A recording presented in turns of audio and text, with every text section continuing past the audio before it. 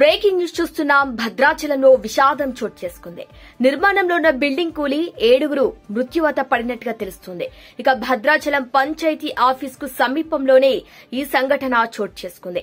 శిథిలాల కింద 7 చిక్కుకుపోయినట్టు సమాచారం. ఇంకా సహాయక చర్యలు కొనసాగుతున్నాయి. ఇక శిథిలాలను తొలగిస్తున్నారు రెస్క్యూ సిబ్బంది. మృతుల్లో 2 యజమాని కుటుంబానికి చెందిన వారు కాగా మరో 5 కూలీలుగా గుర్తించారు.